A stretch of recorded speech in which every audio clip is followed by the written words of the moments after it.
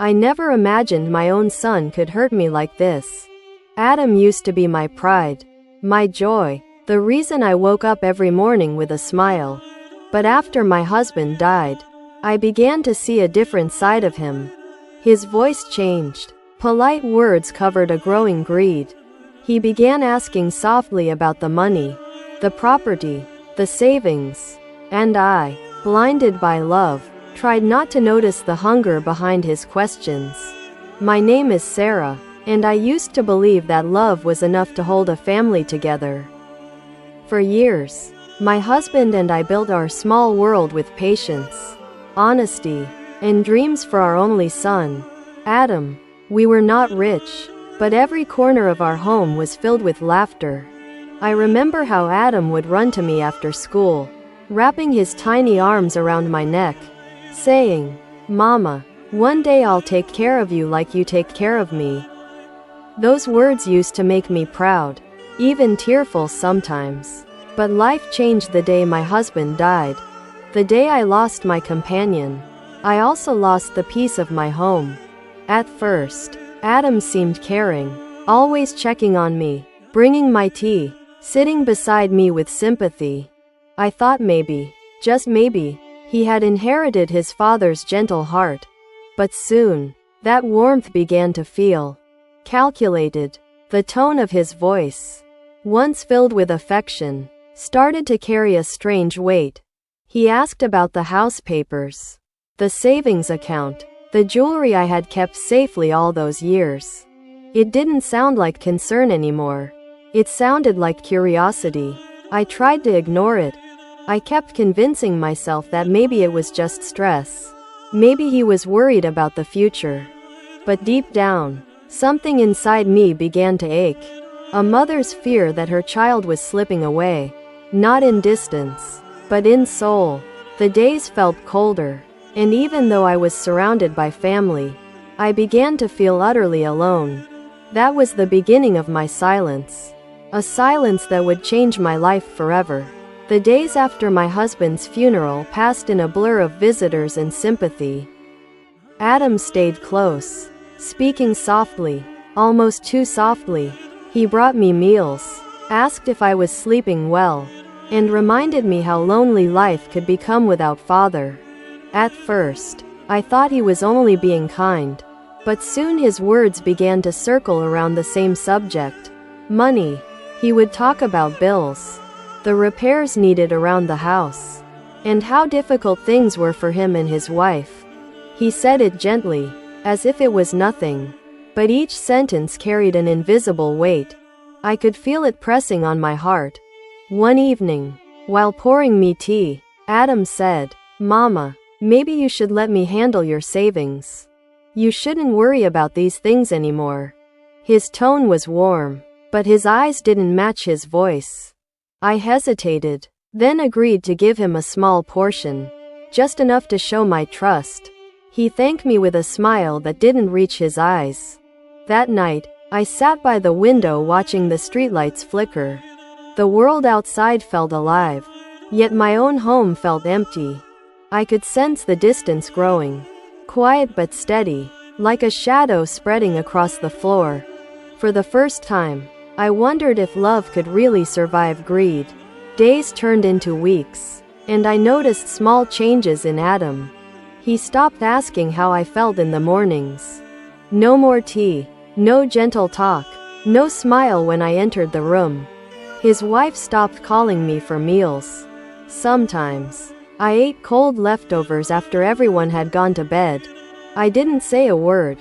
I had already given them a small share of my savings, and I thought maybe they needed time. But the warmth in our home began to fade, replaced by the chill of silence. One evening, as I walked past their room, I heard my name in whispers. Adam's wife was saying, "She must have more money hidden somewhere. No one ends up with only that much after a lifetime of saving." Adam sighed and said, "Maybe. I'll find out." Those words cut deeper than any wound I'd ever known. I leaned quietly against the wall, trying not to breathe, trying not to exist. That night, I couldn't sleep. The ceiling looked endless. And for the first time in my life, I felt like a stranger in my own home. A stormy night arrived, one of those nights when the wind howls like a wounded animal. I had been coughing for days, feeling weaker than usual. My daughter-in-law came to my room with a small cup of warm milk. Her voice was unusually soft. "Mother, please drink this before you sleep. It will help your cough." I smiled faintly and thanked her. The milk was bitter, but I finished it, not wanting to hurt her feelings. Within minutes, the room began to spin. The lamps blurred, my hands trembled, and I fell to the floor, gasping for air. The last thing I heard was Adam's voice, distant and cold, saying, "Take her out quietly. No one should see." When I opened my eyes again, I was lying on the side of a lonely road. The cold air bit into my skin. Rain was falling, washing the dust from my face. Cars passed by. No one stopped. For the first time in my life, I realized I had nowhere to go, and no one waiting for me. A stormy night arrived, one of those nights when the wind howls like a wounded animal. I had been coughing for days, feeling weaker than usual. My daughter-in-law came to my room with a small cup of warm milk. Her voice was unusually soft. "Mother, please drink this before you sleep. It will help your cough." I smiled faintly and thanked her. The milk was bitter, but I finished it, not wanting to hurt her feelings. Within minutes, the room began to spin. The lamps blurred, my hands trembled, and I fell to the floor, gasping for air. The last thing I heard was Adam's voice, distant and cold, saying, "Take her out quietly. No one should see." When I opened my eyes again, I was lying on the side of a lonely road. The cold air bit into my skin. Rain was falling, washing the dust from my face. Cars passed by. No one stopped. For the first time in my life, I realized I had nowhere to go, and no one waiting for me. The night was merciless. Rain poured endlessly, and the streetlights flickered like fading stars. I tried to sit up, but my body felt numb, my breath short and broken. That's when I heard footsteps. Slow, dragging steps coming closer. Through my blurred vision, I saw a man kneel beside me. He was thin, dressed in torn clothes, his face covered with rain and dust. "A beggar." "Mother, are you alive?" he asked softly. His hands were shaking as he lifted my head, his eyes full of something I hadn't seen in a long time. Compassion. I wanted to speak, but no words came. He covered me with his tattered shawl and said, "Don't be afraid. You're not alone tonight." He carried me, step by step, through the storm. Each raindrop that fell on my face felt like a whisper from heaven, telling me that kindness still lived. Not in blood, not in family, but in hearts that still remembered how to feel. Failure is not the end. It is feedback. It is the lesson, the nudge, the redirection you need to grow. Most people fear failure because they see it as a reflection of who they are. But failure does not define you. Your response does. Every time you fail, you learn, you adjust, you improve. Each setback is an opportunity to become wiser, stronger, and more resilient. The truth is, the people who succeed the most have also failed the most. They didn't stop when things went wrong. They didn't let fear paralyze them. They learned, they adapted, and they moved forward. So stop fearing mistakes. Stop avoiding challenges because you might stumble. Stumble intentionally, fail gracefully, and extract the lessons hidden inside. Failure is your teacher. Embrace it, listen to it, let it guide you toward your next victory. Because the path to success is paved with lessons disguised as failure. Days passed quietly under that bridge.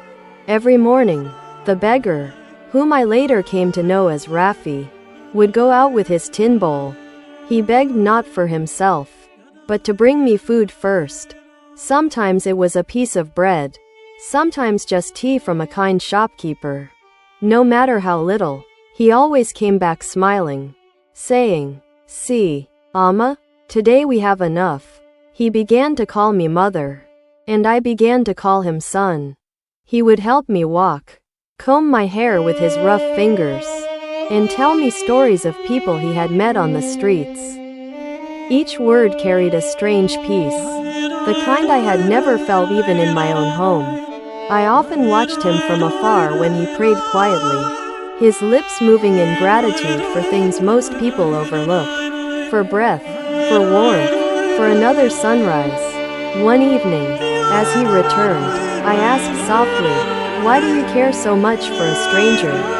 Quote, he smiled and said, "Because, Amma, maybe God sent you to remind me that even a beggar deserves to love like a son."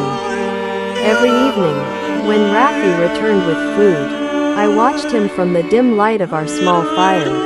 His hands were cracked, his feet wounded, yet his smile never faded. He never asked where I came from, or what had happened to me. He only cared that I was safe. But deep inside, a secret lived, one that burned quietly inside my heart. I still had money, hidden savings, untouched jewelry, and bonds I could easily reclaim if I wanted. Yet, I never told him. I had seen what money could do to a heart. It had turned my own son into a stranger. I feared that if Rafi ever knew, the purity in his kindness might fade too. So I stayed silent, pretending to be just another poor soul. Sometimes, in the quiet of night, I looked at him sleeping on the cold ground beside me, and whispered a prayer that he would never learn what I hid. For his heart was too precious to be touched by greed. Winter came earlier that year, cruel and unforgiving. The nights grew colder, and the wind cut through our little shelter like knives. Rafi tried to make the fire stronger, but the wood was always damp. He would wrap himself in rags and place the only blanket around me, whispering, "You're my mother, Amma. You must stay warm." One morning, I woke to find him shivering beside me, his lips blue, his hands trembling. He had given up his meal again. My heart ached seeing him that way. A man with nothing, still willing to give everything. "Rafi," I said softly, "why don't you go find work? A place to live?" Quote, he smiled weakly and replied, "Who would hire a beggar? Amma? But don't worry, the streets take care of their own." I touched his face with my frail hands and said, "Then let me take care of you for once." He laughed gently, "You already have, Amma. You gave me love, and no one's ever given me that before." That night, as I looked at him sleeping, I wept quietly, not because I was cold, but because I realized this beggar had become the richest soul I had ever known. As the cold days stretched on, I found myself thinking more often about Adam. Not in anger, but in longing. I wondered if he ever thought of me, if he missed my prayers, my voice, or even the meals we once shared. Sometimes, I imagined a letter coming, maybe from him, maybe from his wife, a letter saying, "Come home, mother. We made a mistake." But no letter ever came. Each morning, when Rafi went to the market, I would sit by the edge of the road, watching the mail cart pass, hoping my name might be called. But the postman never stopped, and every time the cart disappeared, a small piece of hope left with it. Rafi once asked me, "Amma, who do you wait for?" Quote, I smiled faintly and said, "For a son who forgot the road that led to his mother's heart." He lowered his eyes, quietly took my hand, and said, "Then let me be that son. Amma, I'll never forget the road that brought me to you." The winter slowly faded, but my body did not recover. Each day, my cough deepened, my legs weakened, and my hands shook even while holding a cup of water. Rafi noticed, though I tried to hide it. "Amma," he said one morning, "you must rest, let me find medicine." I smiled faintly and whispered, "My son, where will a beggar find a doctor?" Quote, he looked away, ashamed, but determination shone in his eyes. That day, he disappeared for hours. When he returned, he carried a small paper bag. "I found someone," he said, breathing heavily. "A kind man at the clinic gave this for free. He helped me sit up, gave me water, and made sure I took the medicine before he ate anything himself." As I watched him care for me, I remembered my real son, the one who couldn't even share a smile without calculating what he might gain. Rafi held my hand and said softly, "You'll be fine, Amma. I'll take care of you. Always." And as his rough fingers wrapped around mine, I felt something stronger than blood. A bond built by love, not birth. The days grew quieter. One morning, Rafi came to me with a shy smile. "Amma," he said, "I want to take you somewhere." I was too weak to walk far, but his excitement warmed my heart. He lifted me gently and carried me up the hill toward an old temple. The wind was calm that day, and sunlight filtered softly through the trees. He placed me on the steps and said, "Let's pray together, Amma." As we bowed our heads, I watched him, his lips moving, his eyes closed, his heart pure. I didn't ask what he prayed for. I already knew. Afterward, he sat beside me and said, "You know, Amma, I never had a mother who prayed for me. But every time I close my eyes now, I feel like I have one." Tears filled my eyes. "And I never had a son who prayed with me," I whispered. The bells rang gently in the distance, and I felt something settle in my heart. Peace. I knew then that my life, though full of pain, had not been wasted, for I had found love where I least expected it, in the hands of a beggar who had nothing, yet gave me everything. That evening, the sunset painted the sky in shades of gold and sorrow. I sat quietly, watching the fading light while Rafi prepared our meal of soup and bread. My heart felt heavier than usual, not with pain, but with memories. I thought of Adam again, his laughter as a child, the way he'd run to me with scraped knees, crying for comfort. Those moments felt like they belonged to another lifetime, a world that had forgotten me. Rafi came and sat beside me. "You look lost, Amma," he said softly. I smiled faintly, just remembering a boy who once called me mother. He didn't ask questions. He never did. Instead, he handed me a small piece of paper and a pencil he had found. "Maybe you should write it down," he said, "so you won't forget." That night, I wrote a letter. Not to accuse, not to blame, but to bless. "May life teach you kindness, my son," I wrote, "and may you one day understand what love truly is." I folded the letter and kept it close to my heart, not knowing if it would ever reach him. Sometimes, words aren't meant to be delivered. They're meant to be forgiven. That night, the air felt still, too still. Even the wind refused to move, as if the world itself was holding its breath. I lay under our small shelter, listening to the faint crackle of firewood. My chest felt heavy, each breath shorter than the one before. Rafi noticed. He sat beside me, his eyes wide with worry. "Amma, are you in pain?" Quote. I smiled faintly. "No, my son. Pain left me long ago." He held my hand tightly, his rough palms trembling. "Don't talk like that, Amma. You'll be fine. Tomorrow I'll bring warm soup. I promise." I looked at him, the boy the world had forgotten, yet who remembered love better than anyone else. "Rafi," I whispered, "if tomorrow never comes, don't cry for me. Just promise me one thing. Keep being the good soul you are." Tears filled his eyes. "Don't say that. You are my only family." I brushed his face gently. "And you are my only peace." Outside, the stars began to fade. I could feel my body weakening, but my heart was calm. I knew this was not an ending. It was simply my soul going home. That night, the air felt still, too still. Even the wind refused to move, as if the world itself was holding its breath. I lay under our small shelter, listening to the faint crackle of firewood. My chest felt heavy, each breath shorter than the one before. Raffi noticed. He sat beside me, his eyes wide with worry. "Amma, are you in pain?" Quote. I smiled faintly. "No, my son. Pain left me long ago." He held my hand tightly, his rough palms trembling. "Don't talk like that, Amma. You'll be fine. Tomorrow I'll bring warm soup. I promise." I looked at him, the boy the world had forgotten, yet who remembered love better than anyone else.